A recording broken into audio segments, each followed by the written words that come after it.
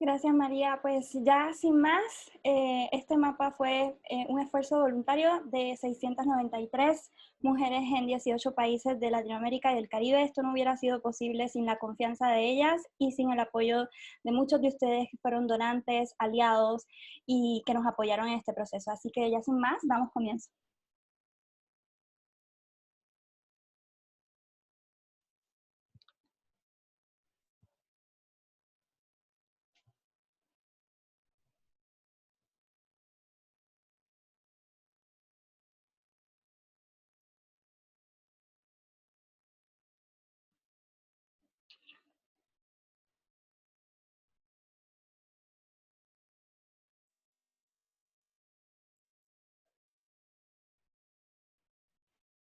Recuerdo el 8 de marzo del 2017 recibir un vuelco en el corazón.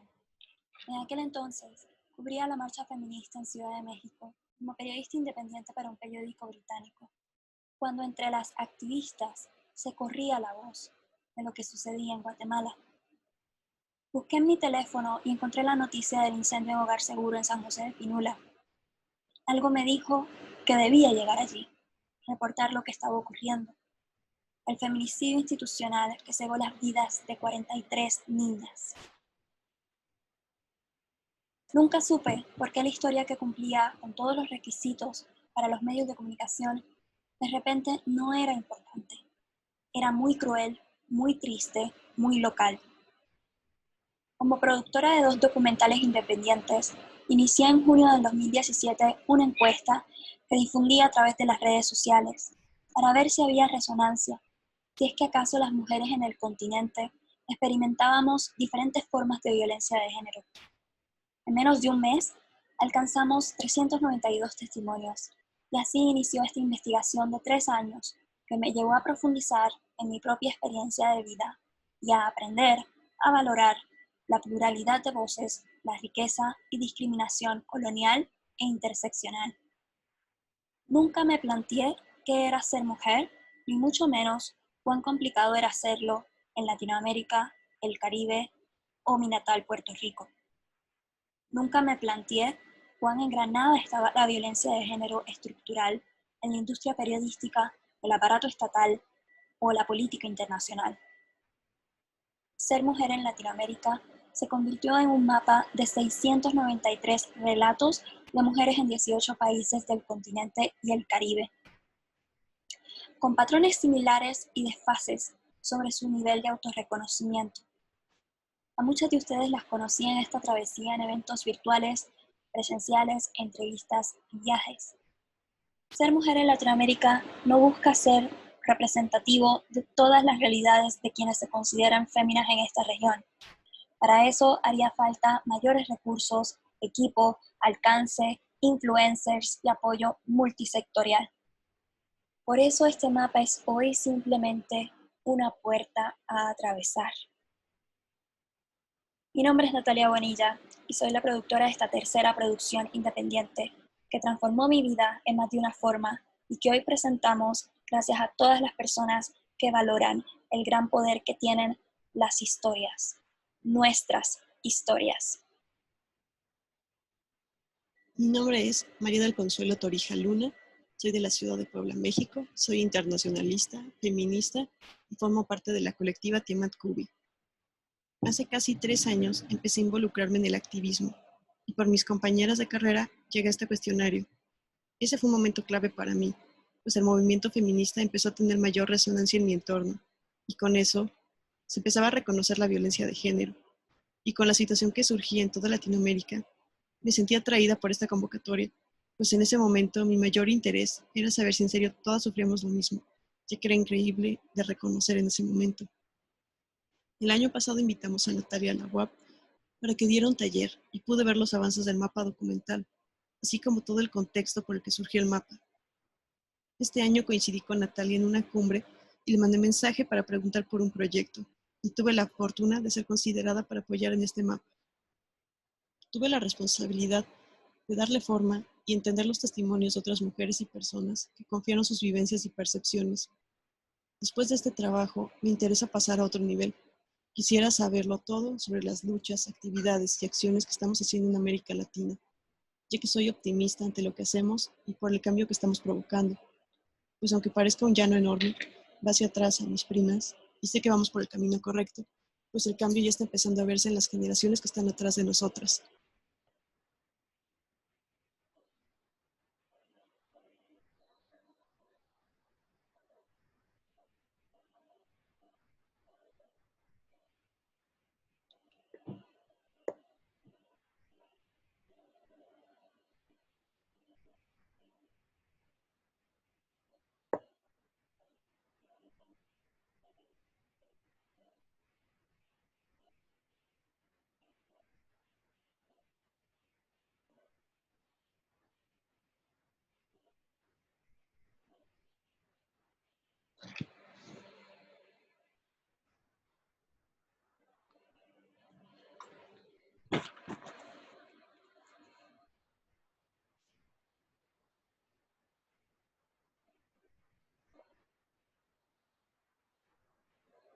María, Sí. Bueno, para empezar, como cuenta Natalia, fueron aproximadamente 690 y tantos testimonios de toda América Latina y el Caribe, y principalmente tenemos a mujeres jóvenes, en su mayoría que fueron entre 18 y 25 años y después de 26 a 40 años. En su mayoría son mujeres, bueno, a menos que nos lo dijeran en su testimonio, nosotras concluimos que son mujeres. Había algunas que sí nos decían específicamente, yo no me quiero identificar como mujer, pero quiero participar. Pero fueron como casos muy contados y muy específicos. Entonces me voy a referir a estas personas como mujeres, en su mayoría jóvenes y en su mayoría con estudios universitarios o con algún tipo de estudio superior. Esto es importante porque, como menciona Natalia, tenemos 600 y tantos testimonios de toda América Latina. Eso no lo hace algo representativo de toda una población.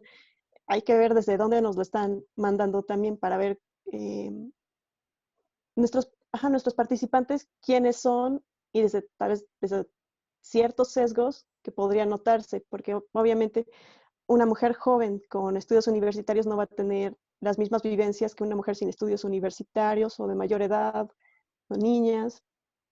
Entonces, pues esto es importante para situarnos. Siguiente, por favor.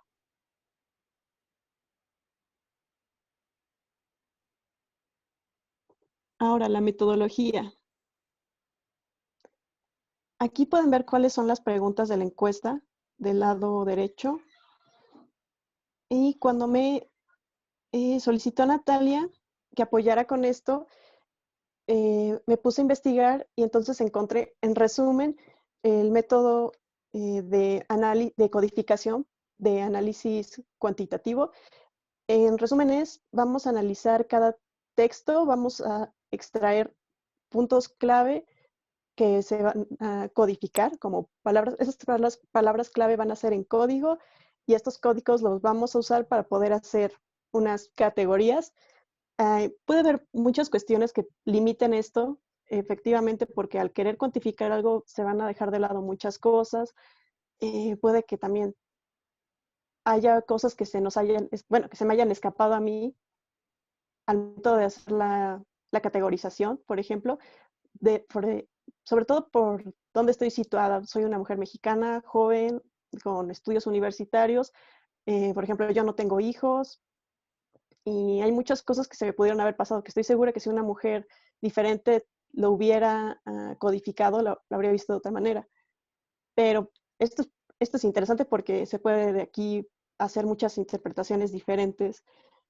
Lo primero es revisar, o sea, revisar las preguntas, y a mí me agradó la forma en la que lo puso Natalia porque podemos irnos por niveles. A mí se me hicieron preguntas que van desde sus experiencias personales, las experiencias que ven a su alrededor, experiencias de políticas públicas con el gobierno, cómo ven la prensa. Algo muy interesante surgió a partir de las preguntas de prensa, cómo ven la situación en general en Latinoamérica y cómo ven la lucha y lo que se está haciendo. Aquí pudimos hacer la la cuantificación en general, revisando qué palabras clave, qué códigos se iban repitiendo en cada uno de los testimonios y se fueron poniendo en tablas en general para que se pudiera ver de una mejor forma gráfica. Y ya de ahí nada más fue contar en cada uno y hacer las proporciones de, ok, vamos a ver, de tal a tal salen tantas proporciones, también revisando la cantidad de mujeres que contestaron, porque algo importante a notar es que México tuvo la mayor cantidad de participantes. No llega a la mitad, pero sí fue casi la mitad de las que participaron en la encuesta. Entonces, para hacer estas proporciones fue mejor para poder ver, para poder comparar peras con manzanas, porque obviamente si nos íbamos a las cantidades de respuestas, por ejemplo, de Argentina con 20 y tantas contra México con 300 y tantas, no iban a salir. Entonces, esa fue la mejor opción. Y al final ese gráfico para poder mostrarlo mejor. Siguiente, por favor.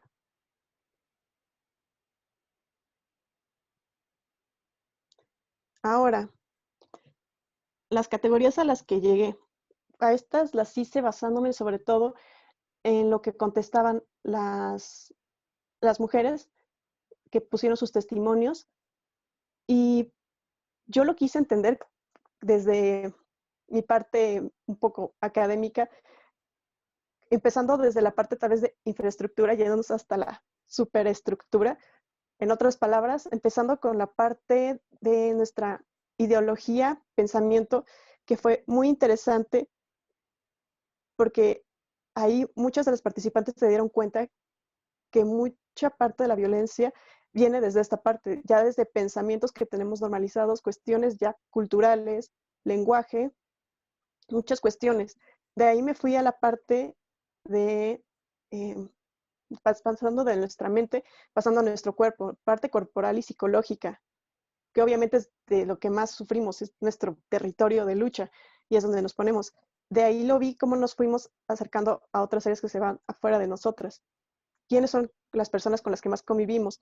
Es nuestro ámbito familiar, ámbito cercano, y al mismo tiempo es el ámbito de trabajo doméstico. Lo que viene siendo, en otras palabras, el círculo privado. De ahí nos pasamos al círculo público, que es donde nos estamos ejerciendo. Estas personas podrían haber sido tanto estudiantes como trabajadoras ya. Entonces, si nos narraban desde su ámbito público, pues podría ser situado desde la escuela, o si son académicas, desde la escuela, pero como academia, y mujeres trabajadoras. Aquí ya es lo que se viene conociendo como el trabajo remunerado, el trabajo productivo, no el reproductivo. Y también a partir de esto ya empezamos a hacer comunidad. En la parte comunitaria colectiva es lo más interesante porque a partir de ahí no va a haber tanto sufrimiento, sino va a haber más lucha. Eso lo vamos a ver después. Y llegamos también a la parte todavía más pública, que es en la calle, transporte, que claramente la mayoría, todos nos dimos cuenta que es de los lugares donde más se sufre violencia. Y de ahí, pues si nos vamos ya a un nivel todavía más estructural, es en la parte del gobierno, del Estado, instituciones, que ahí también recibimos violencia. Y pues a partir de ahí, que fue de lo que se identificó, dije, pues vamos a salir de ahí y vamos a encontrar qué palabras o qué frases se van repitiendo para poder irlas categorizando en esta parte de forma rápida. Y siguiente, por favor.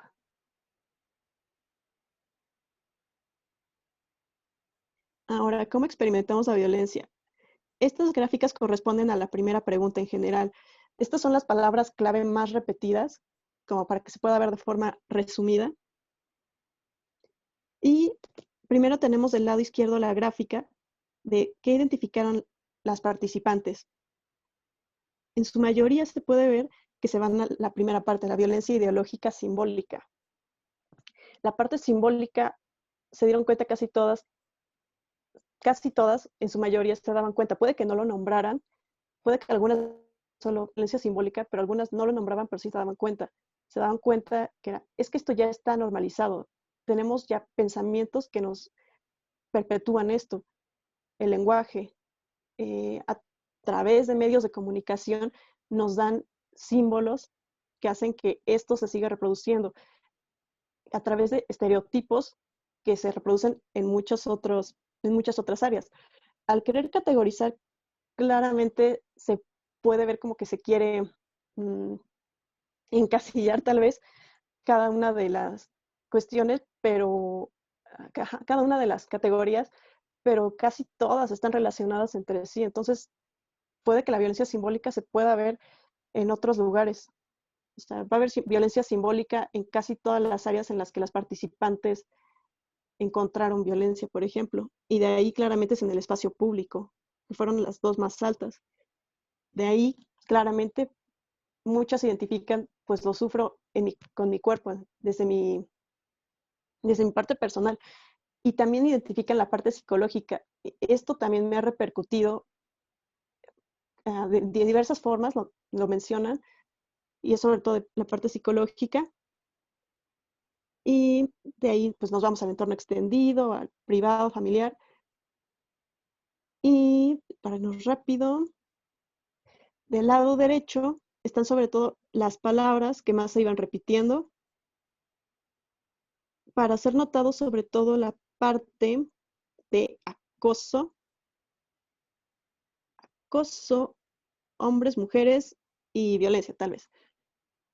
Aquí, como mujeres, algo que le agradezco a Natalia, algo interesante de esto fue la colaboración entre una periodista y un internacionalista, porque pues yo claramente me voy a la parte académica, indicadores, lo que conozco, pero Natalia le da muy bien a la parte narrativa, y aquí ella fue donde ella pudo eh, hilar esta parte. No sé si quieres comentar algo de esta parte de Natalia, de lo que te diste cuenta.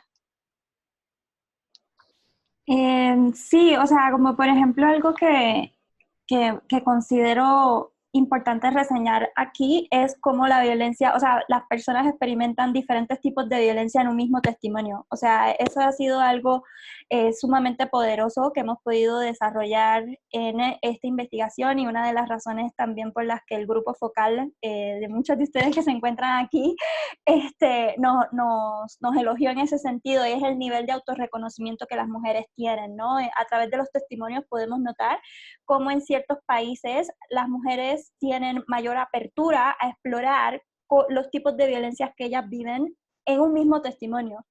Y eso lo vamos a explorar un poco más adelante, pero algo que me llama mucho la atención sobre todos estos keywords, ¿no? Es cómo podemos utilizar una misma palabra y puede significar diferentes cosas o puede significar lo mismo. Para nuestro website, cuando lo lancemos, que eso te vamos a dar una sorpresita en esta presentación, vamos a tener un glosario sobre todos los términos, porque una de las indicaciones de nuestro grupo focal es que dependiendo del país en el que nos encontremos, las cosas pueden significar diferente, ¿no? Entonces, por ejemplo, abuso, podemos pensar en algún país o en alguna comunidad que significa acoso, pero no es necesariamente lo mismo, porque en ciertos países el abuso significa abuso sexual, no abuso de quizás psicológico, etc. Entonces vamos a tener eso bien mapeado para que cuando lancemos la herramienta del website, que muchos de ustedes contribuyeron a que esto fuera posible, eso esté sumamente claro con definiciones, y si no están de acuerdo con estas definiciones, también que les invitemos a la reflexión. Así que eso es lo que tengo para aportar, María. Sí, gracias. Sí, pues aquí sobre todo va a depender del país efectivamente y de cómo se van a referir a cada una de estas partes. Aquí lo interesante es la parte de cómo se pueden identificar en comparación con los hombres, de quienes sí, muchos de estos testimonios va a ser la comparación de cómo estamos a comparación de hombres o lo que nos hacen los hombres. Aquí se puede ver mejor en palabras, por si no pueden ver bien el gráfico. Aquí tienen unas tablas y aquí lo fuimos separando por como temáticas. En la parte corporal, simbólica, en el ámbito privado o reproductivo, en el público en el público productivo, y en la parte de la calle, en el espacio público, porque como pudieron ver, la parte de abuso, acoso, se repite bastante. Y eso es porque casi todas van a contar. Esto fue muy interesante porque sí había muchas participantes que contaron sus experiencias de vida y fue muy enriquecedor y fue muy duro también poder leer todo eso, pero sí, algo en lo que estamos todas de acuerdo es que en la parte callejera el acoso sí es muy grave. Algo interesante también a resaltar es también que hay un área de oportunidad muy grande en el ámbito privado, familiar, porque también ahí se viven muchas violencias, se viven, se reproducen, se aprenden, hay estereotipos de género, hay muchos roles marcados que van a hacer que ese ámbito en específico se mencione muchísimo en esta parte de los testimonios, pero después, eso nos sorprendió que después no se menciona para nada. Sí hay participantes que sí lograron identificar que hay que reconocer el trabajo reproductivo, el trabajo que no es pagado, hay que reconocerlo, pero en su mayoría ese no es un área que se vea, lo vamos a ver después, como un área de oportunidad, pero aquí es importante porque en los testimonios es donde más se menciona cómo se sufre desde la casa. Después ya no se va a ver tanto.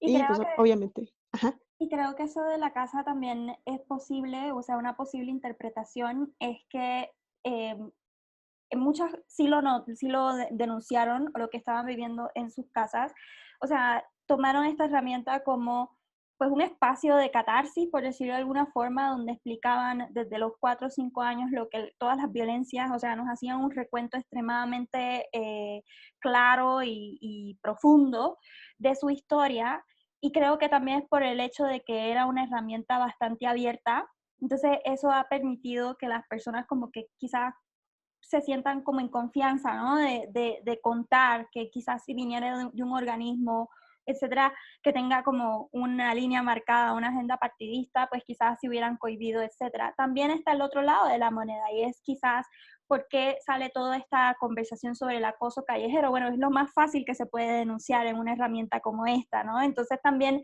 eso yo lo veo como de dos varas, no le veo como que, ay, esto es porque en la encuesta era extraordinaria, etcétera, es que también es como, si vas a denunciar algo es más fácil denunciar el acoso callejero que quizás 3 o 4 años de violencia doméstica o de violencia en el noviazgo, ¿no? Que quizás tomen un poco más de confianza de saber quién va a leer esto después, etcétera.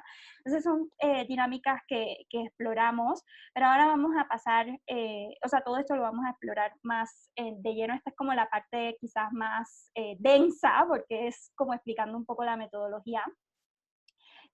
Vamos ahora a la parte de cómo la ha experimentado por el gobierno y el Estado. sí. Esto es importante porque también muchos identifican en sus testimonios que se viven muchas cosas de violencia, se viven, no, ¿cómo decirlo? Se vive la violencia porque faltan muchas cosas desde el Estado y la mayoría proponen las soluciones a partir de aquí, de la participación con el Estado. En general, la mayor cuestión fue con seguridad, seguridad y justicia. Sobre todo, van a decir, pues no hay seguridad en las calles y en cuanto a femicidios, algo importante también porque en México nosotras lo ubicamos como feminicidio, pero en América Latina la mayoría están ubicándolo como femicidio, después se va a ver. Entonces dicen, no hay seguridad, nos están matando, están pasando muchas cuestiones que nos afectan directamente a nosotras, ya desde, deja tú que tal vez no podamos acceder a mejores puestos, que no podamos acceder a educación, lo más básico, nos están matando, nos están asesinando y al momento de querer buscar justicia, no existe. Lo que más preocupa, ya extendiéndolo un poco, este es de la segunda pregunta, perdón, del lado izquierdo, arriba, de las gráficas que están de color morado son de la segunda pregunta y de las que están en color morado son de la tercera pregunta, que se ve mejor en la gráfica de abajo, porque aquí ya se expande con las otras cuestiones. En esta pregunta son las acciones del gobierno que más preocupan. Son sobre todo justicia, en general cuestiones políticas, feminicidios y aborto. En este cuestionario es un testimonio de lo que estábamos viviendo la mayoría de las feministas en 2017-2018, que estaba en ese momento varios movimientos sociales. Entonces, por eso también influye que muchos hayamos contestado de esta forma. En este momento estaba sobre todo la cuestión del aborto y la cuestión de los feminicidios, entonces sí se menciona mucho. Y el acceso a justicia es que no hay acceso a justicia, de plano no, que no hay. Y las políticas, que hace falta mm, más de dos formas. O sea, hace falta tanto más mujeres que se involucren en la política y también hace falta más perspectiva de género para que estas políticas públicas en verdad lleguen a quienes necesiten y beneficien a las mujeres. Y también se va a ver como un reflejo político de la época, porque leyéndolo yo desde 2020 es interesante porque todavía no había muchas transiciones. En ese momento, por ejemplo, en Brasil todavía no llegaba Bolsonaro. Entonces, muchas de las mujeres brasileñas desde ese momento ya, es curioso porque ya estaban diciendo, es que ya viene un movimiento fuerte, reaccionario, y se podía ver ya desde ahí, desde sus testimonios, por poner un ejemplo.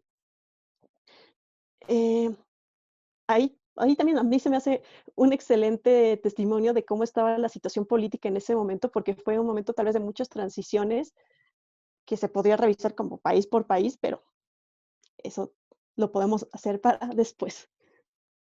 Aquí la cuestión de una menos. Para irnos rápido. Esta es la cantidad de feminicidios que se fueron reportando en 2019 en cada país.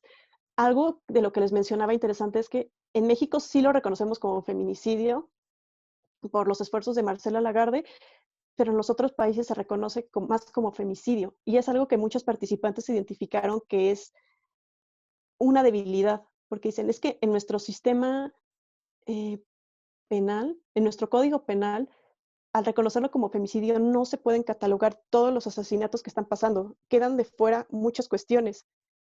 Y ellas mismas lo están señalando. Es que aquí no los meten a la cárcel, aunque se vea claramente cuestiones de violencia macabras, terribles, no lo etiquetan como femicidio si, si no fue, por ejemplo, una persona cercana, una pareja.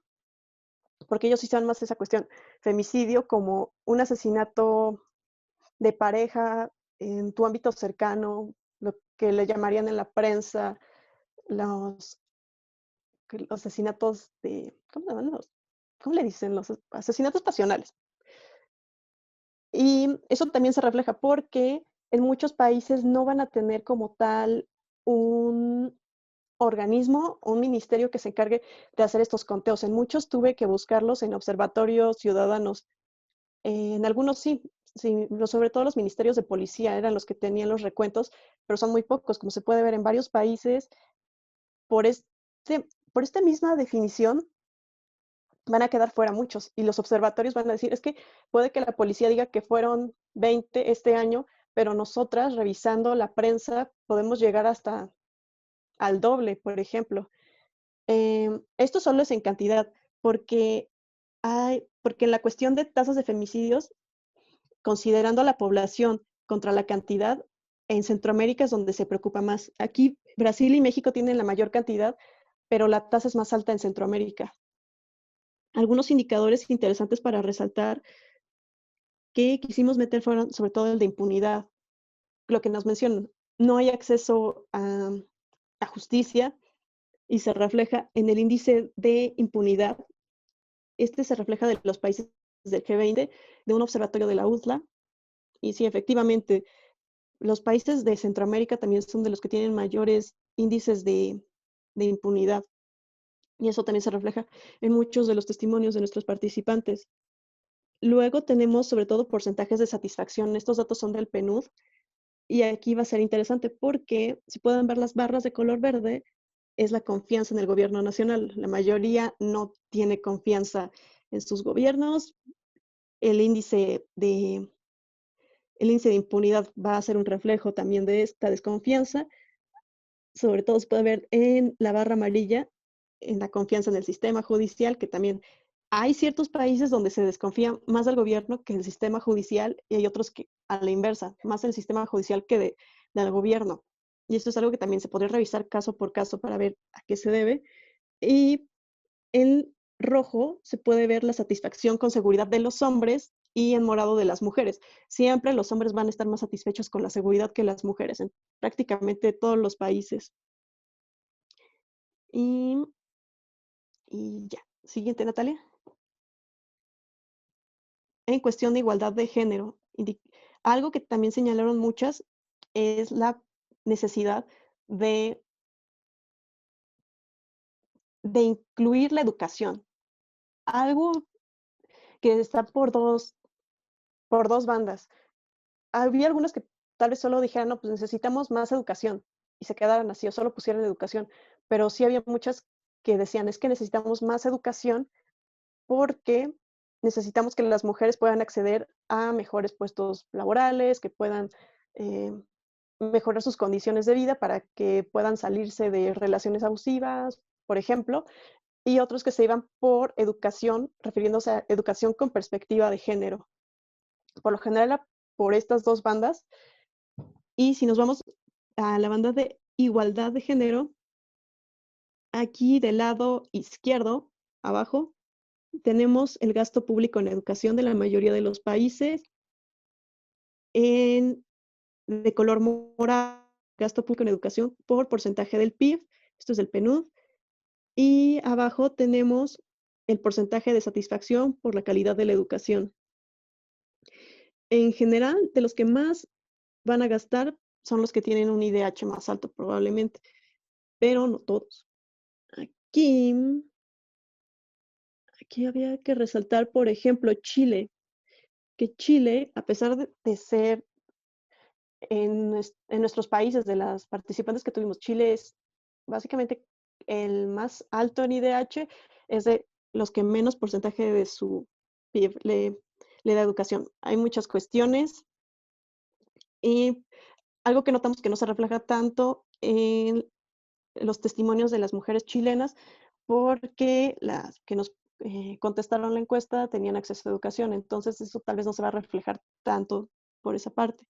Del lado derecho tenemos la tasa de participación en la fuerza de trabajo de hombres y mujeres en Latinoamérica. Y en color morado están mujeres, color amarillo están los hombres. Claramente se ve que no hay una inserción todavía en el campo laboral por parte de las mujeres. Y, y por aquí tenemos... Y del lado, ay, perdón, será en el centro, del lado derecho, completamente se puede ver la brecha salarial. Estos datos también son del PNUD, de cuál es el ingreso entre hombres y mujeres en casi todos los países. Entre paréntesis, los datos de Puerto Rico no los pude encontrar tan fácil. Y se ve claramente la brecha salarial para todas las personas que dicen que la brecha salarial no existe, que es un invento. Sí, sí hay datos que sí es un hecho, no hay inserción en la fuerza laboral productiva. Aquí también hay que decirlo, la fuerza productiva, porque ¿dónde van a estar todas estas mujeres? Entonces, todas van a estar, o la mayoría, cumpliendo con la fuerza de trabajo reproductiva de cuidados y las que aparte están insertas en este esquema laboral también van a estar al mismo tiempo cumpliendo la doble jornada laboral de trabajo doméstico, reproductivo de cuidados y trabajo productivo. Y también es de las cosas que más le angustiaron a las participantes. En cuestión de aborto, aquí tenemos del lado izquierdo, abajo, tenemos el gasto actual en salud y por porcentaje del PIB, también del PNUD, en color verde, y en color morado es el porcentaje de satisfacción por la calidad de atención médica. Aquí, en general, se puede ver de lo que le preocupa a cada país. La mayoría de las participantes nos van a referir en cuestión de salud más la cuestión del aborto, de poder tener acceso a aborto. Tal vez eso va más como la legalización, pero en la cuestión de salud también van a ser de acceso a métodos anticonceptivos, acceso a salud reproductiva en general y también la parte de violencia obstétrica, que también tal vez no se vea tanto en la cuestión de porcentajes, pero sí muchas, sobre todo las participantes que fueron madres, nos pueden contar testimonios específicos de violencia obstétrica. O sea, y cómo en las instituciones las mujeres tienen que soportar un montón de condiciones. Yo no he sido madre en lo personal, yo no podría dar un testimonio, pero estoy segura que todas las que han sido madres podrían hablar desde su experiencia. Y en general, en Chile va a ser lo más interesante porque ahí sí, igual, aquí en Chile en específico, y fue la mayor índice de desarrollo humano a comparación de los demás países, y es también de lo que menos gasta en salud, o sea, por muchas cuestiones políticas estructurales que tiene Chile en su contexto, y van a ser las chilenas en específico las que van a decir, necesitamos acceso a salud, porque al ser en su mayoría una cuestión privatizada, ellas se van a referir también a algo interesante al sistema de salud privada y también de cómo acceder a los seguros, que eso hace que se encarezca para la mayoría de las mujeres. Y aquí tenemos algunos testimonios de aborto y de violencia obstétrica, cómo se ha ido sufriendo, y es algo que también se está luchando bastante. Hay muchísimos organismos, observatorios que trabajan este tipo de violencias. En general es de acceso a educación sexual, acceso a anticonceptivos, salud y siguiente. ¿O quieres decir algo, Natalia? Y de este punto, para quienes sigan el canal de YouTube, tenemos unas múltiples entrevistas sobre temas de lo que está ocurriendo en Brasil, sobre el tema del aborto, la criminalización del aborto. Hemos entrevistado a Camila Calvancante, que es parte del mapa documental, sobre su trabajo Nos por Todas, la iniciativa que documenta y ha hecho un trabajo fotográfico extraordinario con más de 30 mujeres que han sufrido persecución por haber abortado, ¿no? Entonces ella ha decidido hacer un trabajo fotográfico nudista, pero en protesta, ¿no? Donde ella sea quien presente el cuerpo como un instrumento de arma, que presente su cara, ella cuidando el cuerpo de la mujer que participa de este proyecto, ¿no? Entonces, eso está en el canal de YouTube, así que les invitamos a darse una vuelta y ver todas las diferentes entrevistas. También en El Salvador y en Honduras hicimos 2 webinars donde trabajamos este tema específico, allá el tema de la religión, que está muy marcado en El Salvador.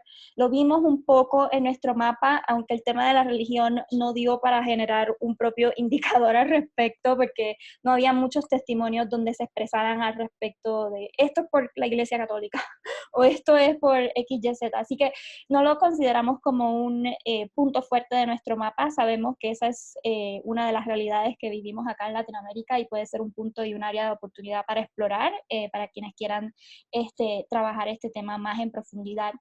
Vamos ahora a entrar a lo que son las diferentes interpretaciones que podemos encontrar de nuestro mapa para profundizar e ir adelantando, porque tenemos mucho para cubrir el día de hoy. Espero que no se estén durmiendo, sé que son muchas gráficas, pero todas cumplen un propósito de ser y es para que podamos situarnos, y considero que el trabajo de María es extraordinario en ese sentido. Todo lo van a encontrar mucho mejor en el ebook del mapa. Una vez lancemos el website, van a poder descargar el ebook y ver todos los informes, leer todas estas gráficas con más atención, etc.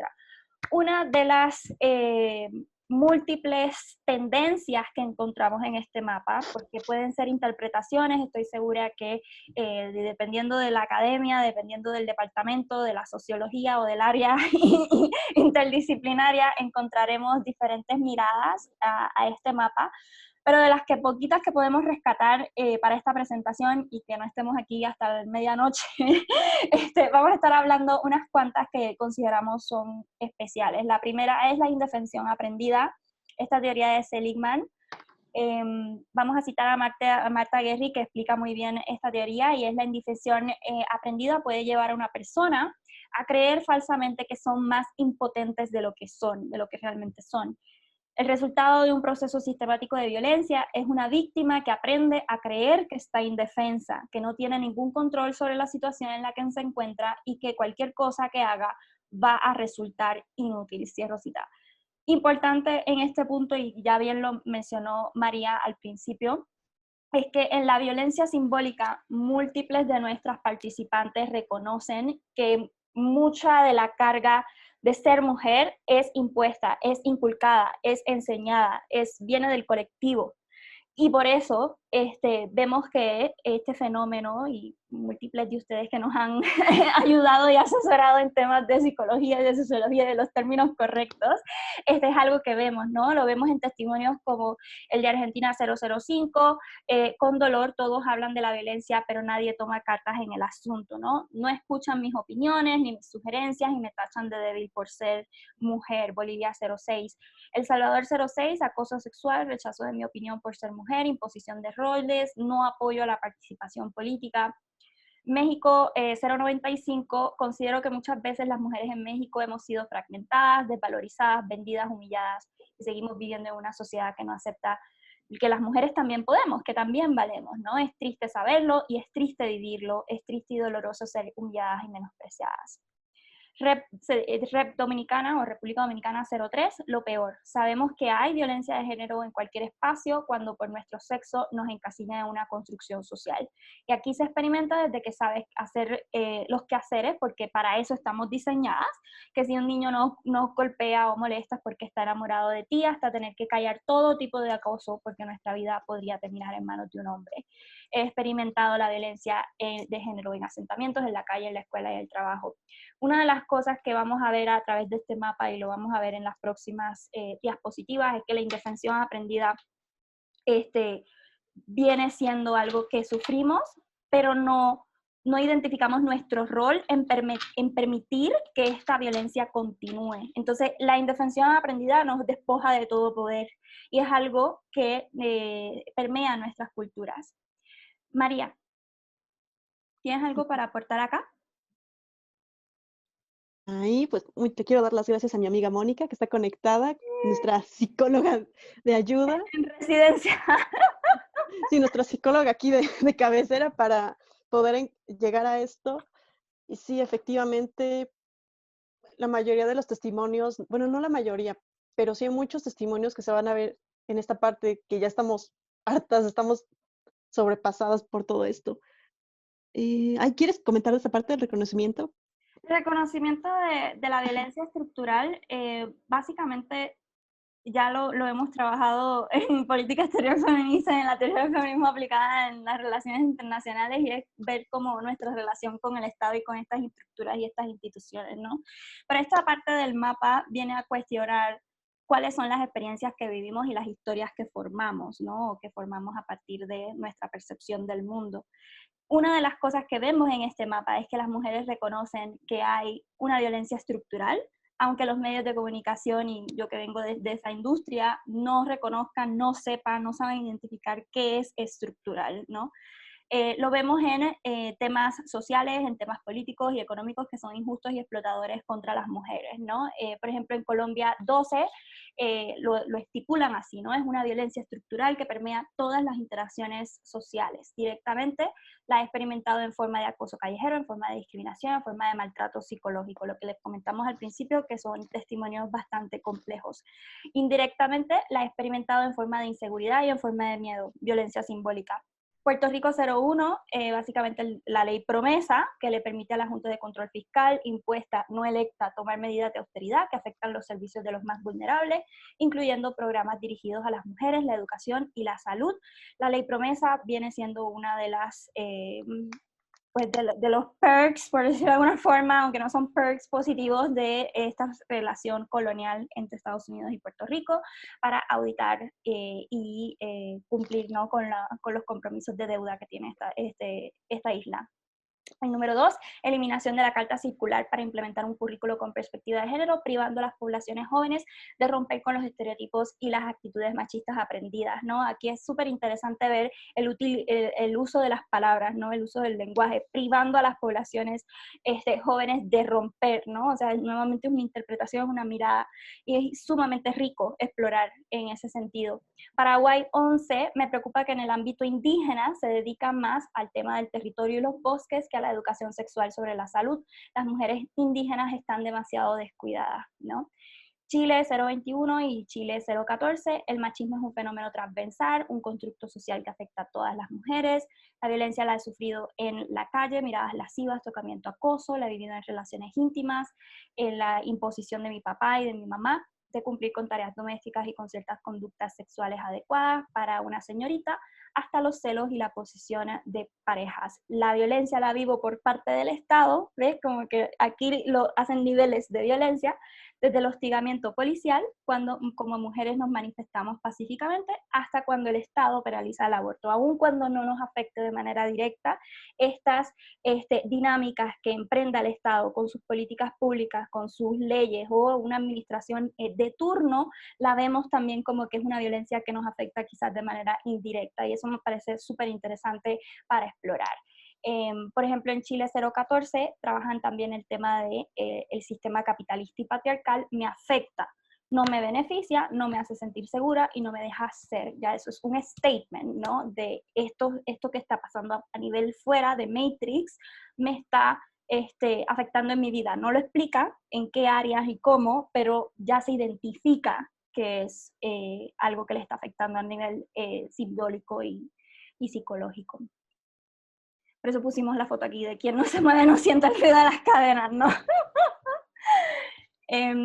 Y ya para pasar a la próxima, tendencias de expresión que vemos, la tendencia de minimalizar, de comparar y hablar por otras. María, yo creo que esto te gusta mucho hablar a ti.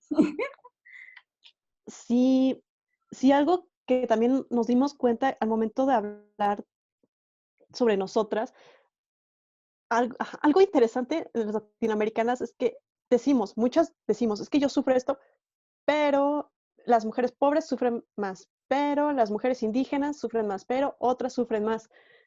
O de, no, pues yo he sufrido, pero sé que otras lo han pasado peor.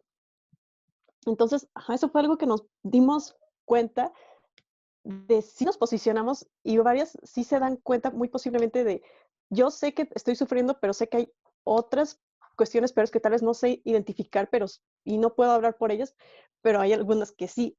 No muchos, pero sí va a haber incluso algunos comentarios medio condescendientes. Ajá, con algunos condescendientes, pero la mayoría va a ser de no querer tal vez apropiarse de otras vivencias, pero sí de querer, o algunas quieran decir, por ejemplo, en mi país quiero decir que nos damos cuenta que se sufre más desde estas cuestiones o mujeres, porque también, como mencionábamos al inicio, ¿quiénes son las que nos escriben? Tienen privilegios a comparación de otras mujeres. Van a tener su violencia claramente porque la tienen, pero sí se va a notar entonces que mujeres de otra clase social, mujeres racializadas, mujeres con diferentes identidades y expresiones de género van a estar sufriéndolo más. Y eso Aquí se también puede ver. también esa es una de las tendencias y de las invitaciones que queremos dejar con este mapa en este primer nivel de cuál es nuestro autorreconocimiento en nuestra manera de contar nuestra propia historia. es cuánto nos estamos valorando, ¿no? Porque en estos esfuerzos de minimizar lo que pasa en nuestras vidas, de pues, ay, pues, qué sé yo, a mí me toqueteó, pero a ella la abusó y etcétera, es como, bueno, eso no quita que lo tuyo quizás fue traumático, aun cuando fuera un toqueteo, aun cuando fuera un piropo, ¿no? Entonces, ¿de qué manera podríamos encontrar valor o desvalorización en la forma en que nos expresamos sobre ciertas cosas? ¿Y cuáles son las estructuras, ya sea colectivas o culturales o de comunidad, que nos permiten sentirnos seguras para expresarnos de ciertas maneras y validar nuestras experiencias, aun cuando otras personas consideren que son experiencias superfluas o como que, ay, eso no fue nada, o sea, a mí me pasó peor, etcétera. Es como podríamos encontrar valor en ese sentido. Así que eso es un punto para explorar. Otra de las cosas noveles de este mapa es el tema de la interseccionalidad, y aquí está. Es que es un concepto novel a la hora de explorar en el autorreconocimiento. No vamos a abundar mucho porque obviamente ya lo hemos explicado en varias ocasiones. Es como múltiples de nuestras participantes sí han reconocido que ciertas violencias vienen por su identidad, ya sea identidad de género, ya sea identidad etnia, ya sea por el lugar donde viven, su nivel educativo, por su transición, aunque no lo explican de manera eh, tan explícita, ¿no? Como podemos ver aquí en el caso de Uruguay 03. Principalmente tuve que ver con una violencia más referida a mi orientación sexual, terminaba de despedirme de mi novia, entonces ahí nos está como contando un poco de todo lo que vivió a nivel simbólico. Hay otra de Costa Rica 07, ahora mismo no me concibo a mí misma como mujer debido a algunos procesos de profunda trascendencia espiritual, sin embargo, cuando salgo a las calles, los otros no dejan de mirarme como una, ¿no? Entonces, aquí se puede mirar y se puede interpretar de muchas maneras, se puede interpretar que quizás está pasando por una transición o puede que no, etcétera. Entonces, simplemente dejamos que estos testimonios queden como ejemplo de que sí hay mujeres que reconocen de dónde vienen los orígenes de las violencias que ellas viven y que son quizás más fuertes precisamente por cuán rica es su interseccionalidad o su reconocimiento de su diversidad en identidad, ¿no? ¿Hay algún punto que quieras presentar, María, sobre este punto antes de pasar al segundo? Sí, algo que también nos habían mencionado del grupo focal, ajá, que es como algo, una ventaja y desventaja, que como era una pregunta abierta, ellas podían describir básicamente todo. Aquí la ventaja es que ellas mismas no se vieron condicionadas por preguntas de querer sacar la fuerza de te identificas con tal, tal, tal. Muchas de ellas se autorreconocieron de yo soy de una comunidad. A mí me interesan temas afro en toda América Latina. Igual, mi orientación sexual está esto es en específico de mi identidad o mi expresión de género. Entonces yo creo que eso es interesante de ver cómo se están reconociendo y también de qué otra forma están sufriéndolo. Esta, en específico la de Costa Rica, a mí también cuando la leí me causó mucho ruido porque era como, wow, yo no me puedo imaginar qué se siente eso, porque yo no tengo problemas, tal vez yo soy una mujer cis, y entonces aquí es otro reconocimiento de cómo las personas que tienen diferentes identidades de género también lo sufren, las personas de comunidades, personas racializadas, que en experimentos así de percepciones salen a la luz. Yo creo que también eso es algo muy valioso. Y también cuánto este instrumento que quizás estaba orientado para mujeres, quizás les habló, ¿no? O sea, porque es como ser mujer y estuvo tan abierto que quien sea que se considerara mujer podría llenar este mapa, ¿no? Entonces es una herramienta para explorar. Creo que hay un área de oportunidad ahí. Seguimos.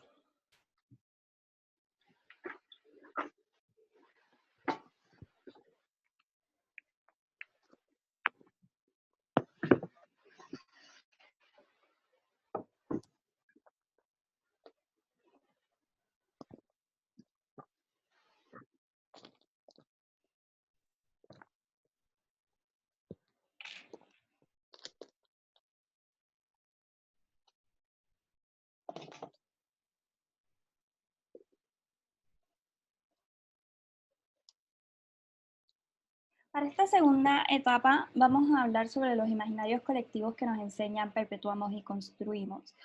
Esto en simbolismo, ¿no?, de esta primera piedra que tiramos sobre el agua, ¿no?, estas primeras gotas que vimos. Y vamos a explorar todo esto mucho más a fondo en el ebook, pero para propósitos de hacer esta presentación un poquito más corta, nos vamos a enfocar en el factor de la prensa, ¿no? Contestando esta pregunta de qué opinas de las narrativas de la prensa nacional e internacional sobre la violencia que viven las mujeres en tu país y otras partes de Latinoamérica, estas fueron las contestaciones y encontramos muchísima relevancia entre la violencia simbólica y la prensa. Para quienes no sepan, la prensa es muy importante porque es la ventana por la cual vemos el mundo. Múltiples activistas, académicos y personas que trabajan desde el punto de vista de construcción de conocimiento saben que la prensa o los medios de comunicación, nuestras realidades son principalmente mediáticas, ¿no? O sea, recibimos de los medios de comunicación lo que ocurre en nuestras comunidades o lo que ocurre en nuestro país. No es que de repente sabemos que hay un nuevo gobierno así de la nada porque llega una paloma mensajera. Necesitamos comunicación, los medios de comunicación son para eso. Entonces empezamos a encontrar una correlación entre la prensa y la violencia simbólica y encontramos de qué manera está esta correlación. Y una de las cosas que encontramos en los discursos de nuestras participantes fue cómo ellas definían el sustantivo, el verbo y el adjetivo, ¿no? Algo que vamos a ver en este mapa en temas de sustantivos son las 5 formas de nombrar la causa de la cobertura mediática. Consideran que la prensa o los medios de comunicación viven o ejercen culpa, machismo, la falta de perspectiva de género, la cultura y el sensacionalismo en la forma en que se expresan sobre temas de género, ¿no? O temas de las mujeres o lo que estamos viviendo las mujeres, ¿no? Y los números son extremadamente altos. Por ejemplo, en temas de culpa, en temas de machismo, se repite estas palabras todo el tiempo, sobre todo en relación a la prensa como sustantivo. Otra de las cosas que vemos en temas de verbo es qué hace la prensa o los medios de comunicación. Hay 5 formas de nombrar lo que hacen los medios de comunicación con su cobertura: revictimizar, justificar, minimizar, culpabilizar y criminalizar. Esto está una y otra vez repetida entre las voces de quienes conforman este mapa, lo cual nos trae muchísima área de oportunidad y muchísimo área de trabajo, sobre todo en la prensa. Si bien hay múltiples testimonios que establecen que hay medios alternativos, que hay prensa que sí está haciendo su trabajo positivo, que están incorporando el periodismo con perspectiva de género, son los menos frente a casi el 70-80% de nuestras participantes. También vemos la prensa como adjetivo, ¿no? 5 formas de nombrar lo que pensamos de los medios. Algo que vemos acá es que es amarillista, es machista, es morbosa, es misógina y es lamentable la prensa, ¿no? Y aquí, por ejemplo, vemos testimonios que dicen la corporación mediática es machista, misógina y antifeminista. En Colombia, amarillistas, poco profundas, cero investigación, se convierten en cortinas de humo. En la mayoría de los casos se queda en bullicio de un solo día. Algo interesante que vamos a ver en el ebook y ya cuando lancemos el website es cómo algunas de nuestras participantes establecen que en ciertos países como Paraguay, Colombia, Brasil, México, en algunos de los casos, pero sobre todo en el sur, en el cono sur, hay un gran reconocimiento de que la prensa y los intereses políticos están muy mezclados, ¿no? Entonces, los dueños de partidos políticos o candidatos a puestos políticos tienen pues sus manos, ¿no?, sobre lo que la prensa publica o no publica sobre estos temas. Entonces eso lo denuncian en nuestro mapa y eso parece extremadamente interesante para procesar. Algo interesante también es cómo nuestra percepción de sufrir la lucha, de sufrir el ser mujer en Latinoamérica y la violencia en nuestro continente o la lucha feminista está relacionada con la prensa. Vemos, por ejemplo, en temas de percepción de lucha y sufrimiento de la violencia, que en temas de se sufre somos fáciles de dejarlo en blanco no queremos contestar cómo sufrimos o simplemente no estamos de acuerdo con ese statement, que también hay personas que no quieren contestar porque no están de acuerdo con el sufrimiento o con esa percepción, pero las que sí contestaron que se sufría lo veían de una manera pues negativa, y 8 personas establecían que de una manera mixta se puede sufrir, o sea, se sufre pero no tanto como quizás en otros lados o en otras formas, ¿no? Mientras que en la lucha vemos un área de oportunidad para quienes estén aquí sintonizando en temas de en medios activistas o movimientos activistas, creo que lo van a encontrar sumamente interesante. Aquí encontramos un área de oportunidad y es sobre la lucha hay sentimientos mixtos, ¿no? Hay personas que consideran que la lucha es positiva, la lucha feminista, hay personas que dicen es buena pero es muy radical, es buena pero no me representa, etc. Entonces aquí hay un área de oportunidad. Vemos que todavía hay un sentimiento de negativo y que hay personas que prefieren o no contestar el tema de la lucha porque o no luchan o no lo consideran que quieren contestar al respecto. María, si puedes como explicar un poco la conexión entre la prensa y el sufrimiento y la lucha feminista. Sí, sí, en esta parte, aquí lo interesante fue que sobre todo desde México vino más la parte del, de la percepción negativa de la lucha.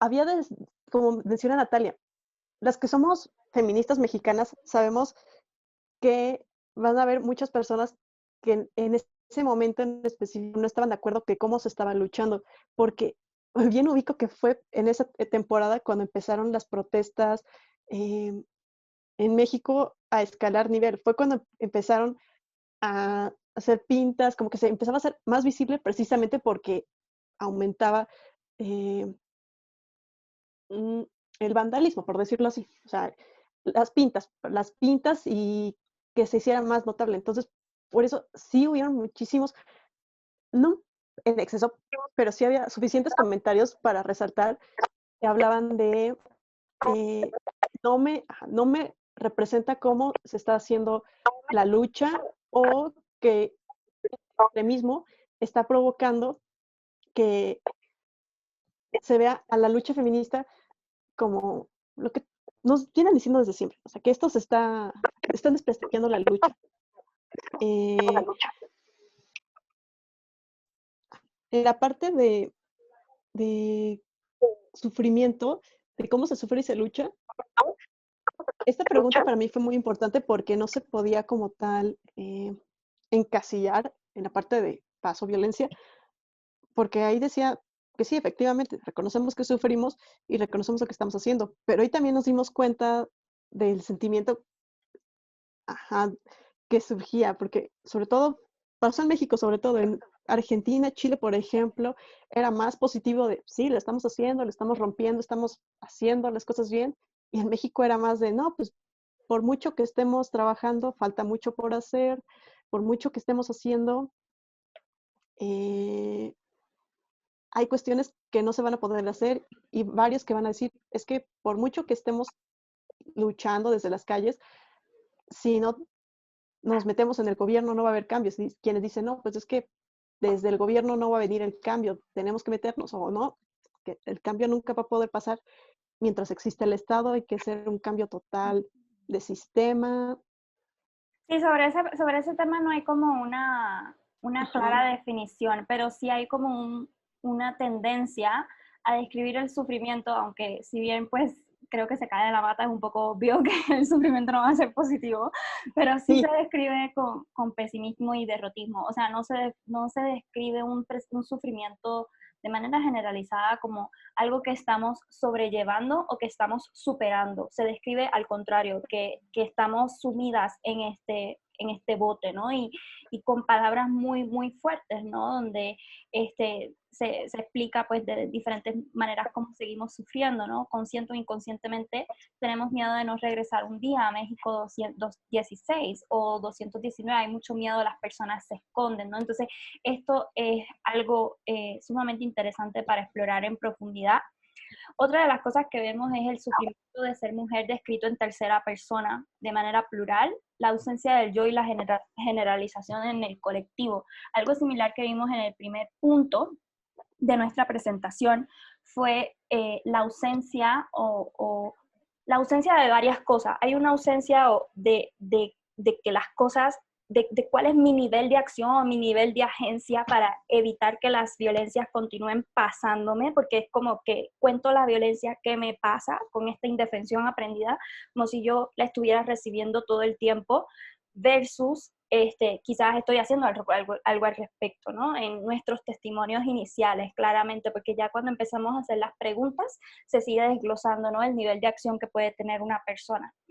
Pero en ese testimonio inicial no está muy claro. O sea, cuando experimentamos, ¿cómo experimentamos la violencia de género? Simplemente explicamos de manera como esto nos pasa. No estoy yo, a pesar de que esto me pasa, estoy haciendo esto otro. O sea, no nos situamos como sujeta o como sujeto dentro de esa conversación.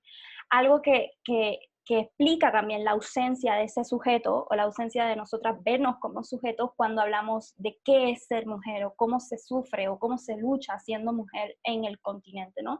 Ahí, por ejemplo, lo describimos de tercera persona en plural, ¿no? Las mujeres están muriendo todos los días por ser mujer y eso es doloroso. Ser mujer aquí es una mierda, ser mujer es terrible, etcétera, y no quiero obviamente leer todo esto, pero simplemente quería como mostrarles múltiples de los testimonios de las narrativas que se siguen perpetuando y se siguen reproduciendo una y otra vez. Otra de las cosas que vemos que es preocupante, aparte de la ausencia del yo, es la ausencia de quien perpetra las violencias.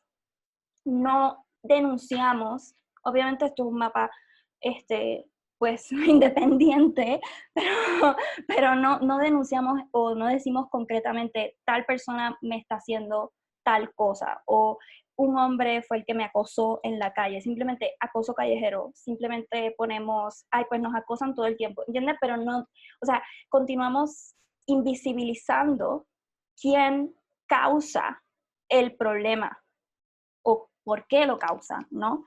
Entonces, también lo vemos a nivel del Estado. Es que el Estado tiene que tener mayor seguridad o tiene que traer mayores leyes, etcétera. Entonces, es como, bueno, está bien, ¿quién administra el Estado?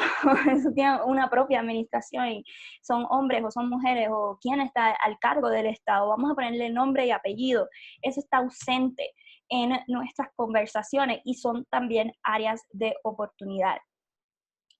Otra de las cosas que vemos de áreas de oportunidad son perspectivas y sentimientos mixtos sobre la lucha feminista, como ya bien vimos. Hay 3 factores que en breve vamos a abrirlo para la parte de Q&A, para seguramente hablar con ustedes si no se han dormido para este punto, porque sé que es muchísima información. Uno de ellos es, ¿se sufre la lucha? Una gran pregunta, ¿no? Porque pareciera que la lucha es tan extenuante y nunca acaba, etcétera, que parece que hasta la estamos sufriendo, ¿no? Y sentir que estamos luchando David versus Goliat, que no nos escuchan y no es suficiente, es algo que vemos una y otra vez en el mapa. Otra de las cosas que vemos es que la lucha colectiva por los derechos civiles es nuestra referencia más cercana y efectiva para existir dentro del sistema, mientras que para algunas el nivel de reconocimiento de derechos no es suficiente, para otras es la única opción y esperanza. Eso es sumamente interesante para ver. Otro de las tendencias relacionadas a esta es que en nuestras conversaciones sobre la lucha pareciera que todo lo que alcanzamos en temas de derecho, en temas de cambios estructurales o cambios culturales en los pasados 100 años, pasan desapercibidos en nuestros testimonios de hoy. Es como que hablamos como si alguien no hubiera trabajado por los derechos que tenemos hoy, o sea, sin reconocer que hoy gozamos de ciertas libertades o de ciertos cambios positivos, precisamente porque otras mujeres en su tiempo hicieron su esfuerzo, ¿no? Entonces, ahí hay un área de oportunidad, nosotras vemos, porque nuestra historia en Latinoamérica es bastante rica en temas de lucha, o sea, en temas de luchas de mujeres y en temas de consecución de derechos. Y esta memoria corta de no saber quién hizo qué o por qué lo hizo, etcétera, y estas historias escritas por los hombres o para los hombres y las mujeres donde estamos, que tenemos que buscar en ciertos lugares o en ciertos grupos, ¿por qué no se populariza, no? Quien sí ha hecho los esfuerzos, ¿no? Por cambiar las cosas para nosotras, ¿no? Para que no vivamos pensando que el problema lo tenemos hoy porque es de hoy, no, es que el problema de hoy quizás no es el mismo de hace 10 años atrás o de 20 años atrás. Otra de las tendencias que vemos es que tenemos nuevas perspectivas para mejorar la lucha y sabemos que no es suficiente con la inclusión. De esto creo que María puede abundar un poquito. Sí, en la parte de la inclusión, dependiendo del país. Por ejemplo, en Centroamérica casi siempre lo que les había mencionado antes, decían que necesitamos que haya acceso a educación, o sea, educación formal, o sea, que terminemos la escuela para poder acceder a puestos de trabajo. En países como Argentina, Chile, viniendo desde las mujeres que vienen, nos dicen, es que ya estoy inserta en el mercado laboral, ya tengo un trabajo, pero a pesar de eso, no puedo subir más.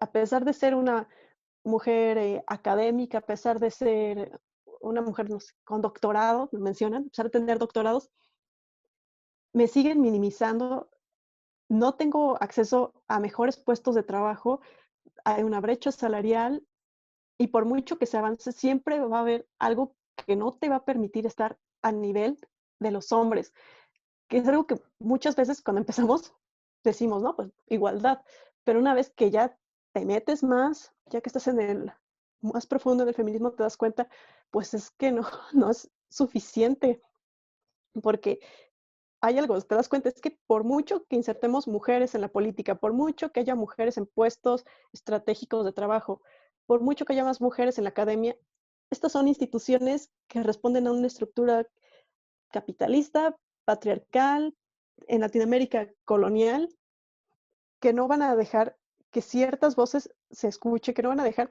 que se pueda subir más y que si las mujeres llegan a puestos estratégicos, ellas van a tener que tomar ciertas actitudes o ciertas cuestiones que se consideran comúnmente como masculinas para poder despojarse, para poder despojarse de toda esta parte que se considera como que no, es que eso es femenino, no me sirve la debilidad, no me sirve lo emocional, lo comúnmente asociado a lo femenino.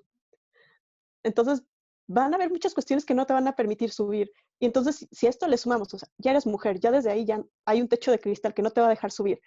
Si eso le sumamos, eres indígena y no hablas español, no, no vas a poder ni siquiera insertarte tal vez en una educación formal. Eres una persona racializada, vas a tener desigualdades en todo momento y en todo ámbito de tu vida. Entonces, sí, es algo que muy, sí, o sea, puede que haya muchas que sí se vayan por la parte de igualdad y hay muchas que se identifican también de, no, pues que no es suficiente con igualdad porque ya hay una estructura que no nos permite salir de esto y que es la que está perpetuando que sigamos con esta violencia, que nuestra lucha, por más que lo intentemos es como dar patadas en el agua, o sea, por más que luchemos, por más que tengamos 1000 mujeres en puestos estratégicos, puede que sí haya cambios benéficos, pero hace falta algo más. Algunas no identifican, solo dicen, necesitamos que haya un cambio más profundo, no sé cómo, hay algunas que sí lo mencionan y pues esos son sus voces principalmente. Y puntualizando sobre lo que dice María sobre las diferentes violencias que viven las mujeres, a pesar de que en el cono sur tengan mayor acceso a educación, tengan unas altas tasas de alfabetismo, mayor acceso o calidad de servicios de salud, etcétera, experimentan otras violencias en otros espacios. Entonces, eso es algo sumamente rico para explorar. Para quienes estén como investigando o quieran saber más de estos temas, no sé qué fue lo que pasó aquí, que se pintó, pero no sé. No sé, mira, se fue. Eso es sumamente rico para explorar. Y lo otro interesante para ver es que si bien en el cono sur o Sudamérica, vemos en países como Colombia, Ecuador, Paraguay, Bolivia, Uruguay, Brasil, todo lo que es este cinturón, que la lucha es positiva, la lucha sigue, la lucha está. Para muchas también la lucha representa resistencia, es que se está radicalizando mucho, es que no estoy de acuerdo con muchas posturas de la lucha, mientras que aquí en México vemos otra dinámica en temas de lucha, mientras en el sur se ve que la lucha quizás no es suficiente o que se debe mejorar, aquí en México debido a las altas tasas de violencia de género y obviamente viendo que la mitad de nuestro mapa documental viene de testimonios de México, vemos una creciente conversación de que la lucha, o sea, de que la vida es una mierda, que ser mujer aquí es una mierda, pero al menos tengo mi lucha. Entonces aquí vemos también un fenómeno interesante y es como para ciertas mujeres la lucha viene siendo la mímesis, ¿no? O sea, es lo que nos da la identidad, porque quizás los niveles de violencia son tan altos en ciertos espacios y ciertas comunidades que es el feminismo lo que viene resultando ser el bote de salvación, ¿no? O sea, para muchas mujeres. Y eso es algo súper interesante que vemos también en este mapa y que en nuestra sección de conversación la vamos a profundizar. Pero ahora ya vamos a cerrar esta presentación con las soluciones que vemos. Nuestra querida productora asociada María nos dijo, pongámosles la palabra paliativas, porque encontramos interesante cómo a ciertas preguntas sobre acciones para reducir la desigualdad de género o para acabar con la violencia de género, contestábamos las mismas cosas que podemos reducirlas en dos aspectos. Eso es lo que vamos a ver ahora. Vayan preparando sus preguntas porque vamos a abrir ya en breve la sección de preguntas y respuestas. Así que si no se han terminado el popcorn, termínenlo porque ya vamos a dialogar. Y vemos dos formas de soluciones de violencia, casi todas enfocadas a temas de educación. Ante la pregunta, ¿qué acciones políticas o iniciativas de paz consideras eficaces para erradicar la violencia de género en tu país? En una amplia mayoría, temas de educación con perspectiva de género o sobre género, sobre igualdad o sobre equidad. También vemos otro aspecto y es, no solamente necesitamos educación, necesitamos políticas públicas, necesitamos legislaciones que acaben con la impunidad, que acaben con la violencia. Y nosotros queríamos presentarles un panorama un poco más sencillo, porque quizás esto sea como muy complicado para muchos y muchas ver, así que desarrollamos estas dinámicas y es si pudiéramos reducir la conversación en dos aspectos, temáticas que consideran las mujeres en nuestro mapa, claro está, que pueden inculcarse, temas de perspectiva de género e igualdad o equidad de género, a través de actividades o formatos que son talleres, campañas, pedagogía, comunicación, publicidad, en espacios como la escuela, la universidad, la casa, el hogar, los medios y la calle, para generar un cambio de conciencia, mentalidad, pensamiento, conciencia y cultura, ¿no? Entonces, de esta manera se vería que el tema de la educación, en azul, que vemos aquí abajo, contesta un poco esa causa que vimos de la violencia simbólica, ¿no? De esta manera podemos atender la causa.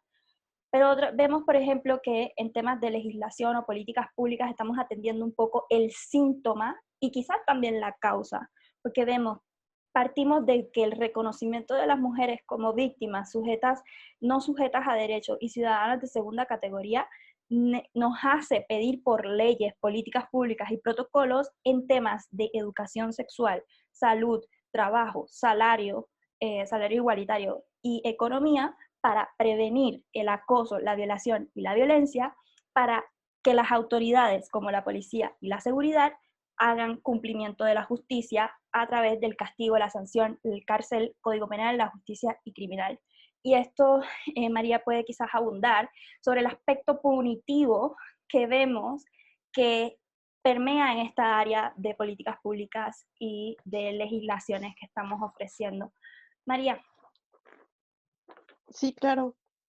En esta parte es interesante. En esta parte, como solo es la presentación, tenemos que hacerlo de forma muy resumida. Entendemos que hay personas que no todos trabajan políticas públicas, pero también es algo interesante que podemos ver, sobre todo las que contestan las preguntas, en estas preguntas es, ¿qué soluciones, qué iniciativas de paz y acciones del gobierno? Nos terminamos yendo, por supuesto, a acciones gubernamentales porque fue lo que la mayoría nos contestó. Aquí es algo eh, interesante a remarcar en esta pregunta, porque como tal de iniciativas de paz no hubo más acciones que se solicitaban o que ya hay del gobierno. En esta parte, claramente, las argentinas, las que nos presumían muchas cuestiones de políticas públicas y de leyes existentes a favor y en apoyo de las mujeres, obviamente situándonos en el año 2017, 2018 en Argentina, pero que aún así ya están diciendo ya es que ya teníamos las leyes, pero nos están quitando presupuestos, nos están cambiando. También importante situarnos en esa parte. Y también algo interesante que le comentaba a Natalia, que apenas hubo un debate que habrán visto aquí en México con respecto a qué estamos pidiendo las feministas. Este debate se me hizo interesante porque fue con respecto a la ley Olimpia y vi que muchas estaban diciendo, es que nos estamos concentrando en acciones punitivas más que en cuestiones de reeducación, reinserción o otras cuestiones. Obviamente es un debate completo porque yo no puedo hablar por víctimas que te digan, no, es que yo sí quiero ver a mi agresor en las rejas o víctimas que te digan, no, es que a mí no me interesa verlo detrás de las rejas. Eso va a corresponder a un debate más profundo, pero fue un debate que apenas se dio y lo noté con esta parte porque va a haber mucha exigencia en la parte punitivista, sobre todo en acoso callejero, violaciones, abusos, todo lo que tiene que ver con abuso, acoso, violaciones, acoso callejero, va a ser siempre por esa línea y el mínimo de por lo menos eh, que haya acceso a justicia, que se le pueda garantizar a las víctimas a, que se le va a dar una sanción completa, porque en muchos países decían, es que tal vez sí está en el Código Penal, y sí lo juzgan, pero las penas son muy bajas o la corrupción es tan alta, otro tema que también salió, la corrupción es tan alta que salen en cualquier momento. Y entonces es por estas dos vertientes, como o los castigamos o los reeducamos para que vean que lo que hicieron estuvo bien, estuvo mal, cómo podemos deconstruir este pensamiento y también eso va de la mano con esta parte de meterle perspectiva de género. Algo que siempre van a estar metiendo es como, hay que meter perspectiva de género en todas estas áreas para que se pueda ver un cambio. Y, sí, y esta parte de la sociedad civil, ahí como les mencionaba, cuando se menciona la parte comunitaria, colectiva, siempre va a ser en lucha. Reconocen es que es imposible, está muy difícil, pero por lo menos en mi comunidad, dependiendo del país, porque hay países donde sí te mencionan, no, es que en mis espacios comunitarios, locales, de mis barrios, tenemos que hacer iniciativas. Hay otros que te dicen, no, es que la parte comunitaria es mi colectivo de género, mis grupos, en ONGs, que lo haga la sociedad civil, que dice, no, pues es que desde el Estado no va a venir, desde el gobierno no va a venir esto, entonces necesitamos que la sociedad civil sea la que haga estas propuestas. Yo como mujer mexicana, muy probablemente en esto tenga un sesgo, porque sí noté que muchas personas, mujeres de Latinoamérica, sobre todo del Cono Sur, mencionaban la parte de barrios, comunidad barrios, pero aquí, al menos en mi comunidad, no hay tanta acción en barrios y comunidad. Entonces, en esa parte puede que se me hayan escapado cosas. Yo, colectivo, para mí es, por ejemplo, mi colectiva, mi grupo de mujeres, pero hay muchas cuestiones ahí desde la sociedad civil que se pueden hacer para hacer ciertos cambios. Sí, definitivamente vemos también que la acción tiene que venir de grupos, no de personas, ¿no? O sea, como que si se van a identificar actores más allá del Estado, más allá de las políticas, ¿quién va a hacer la educación? Van a tener que ser los organismos, las organizaciones de derechos humanos, las ONG, los colectivos, la comunidad, siempre en grupo va a venir el cambio, según, obviamente, las participantes de nuestro mapa. Y ya para cerrar, creo que, ¿qué preguntas nos dejan estas pequeñas incisiones que hicimos, ¿no?, en nuestra conversación de hoy y que vamos a abrir ahora al pleno? Creo que una de las grandes preguntas que nos deja es cómo vemos nuestra subjetividad y capacidad para crear una nueva realidad, ¿no? Algo que vemos en el tema de las soluciones, tendencias, es que las soluciones las vemos siempre a futuro, ¿no? Es que vamos a educar para que las futuras generaciones gocen de una mejor sociedad, etcétera. Está bien, pero ¿y las presentes qué? O sea, porque la violencia la estamos viviendo nosotras hoy, ¿no? O sea, sí hay que educar para los niños, pero también hay que hacer algo, hay que solucionar algo para nosotras que estamos viviendo en esta realidad. Entonces, hay una conversación también de pensar muy a futuro, como si las soluciones no vinieran a pasar en nuestro tiempo de vida. ¿Por qué? Creo que es una gran pregunta para hacerse. Otra de las cosas que vemos es que asignamos muchas soluciones al cambio dentro del Estado. El Estado es el que tiene que facilitar las políticas públicas, el que tiene que hacer los cambios, el que tiene que facilitar, el que tiene que reforzar que se cumplan las leyes, que se hagan las cosas, etc. Y si el Estado no tiene la iniciativa propia, ¿y dónde están también las soluciones que vengan desde la casa o desde esos centros o núcleos familiares, ¿no? Donde también se exacerban desigualdades de género en nuestras relaciones filiales, nuestras relaciones familiares de pareja, etcétera, ¿no? O sea, no asignarle toda la carga al Estado. Aquí se sigue otra vez fomentando un poco la ausencia del yo en esta conversación. ¿Cuál es nuestro rol en estas soluciones, no? Otra de las cosas que vemos es que nos enfocamos en promover soluciones en el ámbito de educación y políticas públicas. Nuevamente, tomando en consideración este mapa, estoy segura que si abrimos espacios específicos en diferentes temas, vamos a encontrar otras realidades y otras conversaciones, pero en nuestro mapa encontramos que se enfoca mucho en el tema de educación y políticas públicas, sin necesariamente añadir otras formas de erradicación de violencia, ni mencionar nuestra participación en las mismas. Hay algo que algunas de ustedes me habrán escuchado ya decir, que una de las cosas que yo no estoy de acuerdo, por ejemplo, con la agenda internacional de conversación sobre la igualdad de género, es que presentan la igualdad de género como esta última panacea, ¿no? O sea, con esto vamos a solucionar todo. Hay países con el top 5 de igualdad de género, entre ellos está Nicaragua, que sí tienen paridad 50-50 o casi 50-50 a nivel ejecutivo, a nivel legislativo, pero tiene altas tasas de violencia doméstica y de violencia en el noviazgo. O sea, una cosa no erradica la otra. Y lo mismo sucede en temas de igualdad de género o temas de educación con perspectiva de género. Puedes tener políticas de educación con perspectiva de género o escuelas que tengan un currículum que enseñe estas materias y sin embargo puedes tener una cultura de violencia que no sea o no se vea minada por esta educación con perspectiva de género, porque ¿de qué manera podríamos sostener estas nuevas formas de pensamiento, igualdad, equidad, inclusión, interseccionalidad, etcétera, en culturas de violencia? Porque no estamos enseñando herramientas de culturas de paz que vayan acorde con estos ideales que queremos reforzar, ¿no? Porque un niño, una niña, una joven escucha temas de educación con perspectiva de género, sale de la escuela, llega a la casa a ver narconovelas o a ver novelas donde pues se reafirman estereotipos de género, ¿no? Entonces, o vive en ambientes familiares o domésticos donde hay violencia. Entonces, hay que ver, ¿no?, por qué quizás estamos sobreentendiendo, o sea, esa es como la palabra, ¿no? Sobreentendiendo que una cosa implícitamente va a traer la otra. Es como si la igualdad de género va a traer la paz.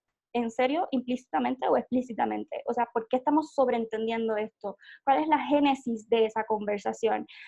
Y una de las cosas que vemos en el mapa es múltiples de nuestras participantes, sobre todo en el caso de Chile, en el caso de Brasil, en el caso de Venezuela, algo que estipulan es de allá arriba vienen las agendas internacionalistas y ellos son quienes pagan a los movimientos feministas para llevar a cabo estas agendas y obvio generan unos shocks entre las sociedades porque las mujeres no están acostumbradas a estas nuevas formas de pensamiento, estas nuevas doctrinas, pero como estas organizaciones feministas tienen los fondos de estos grandes organismos para llevar a cabo estas agendas, el choque ocurre, ¿no? Entonces, ahí hay otra conversación, ¿no? De cómo podríamos homogeneizar, o sea, cómo podríamos generar conversaciones transnacionales sin homogeneizar los discursos. O sea, esa fue otra de las grandes ejemplos que va a dejar este mapa, es esa gran pregunta, ¿no? O sea, no todas las mujeres ven la misma cosa en temas de igualdad de género, en temas de equidad de género, etcétera, y qué oportunidades le estamos dando a cada mujer en cada país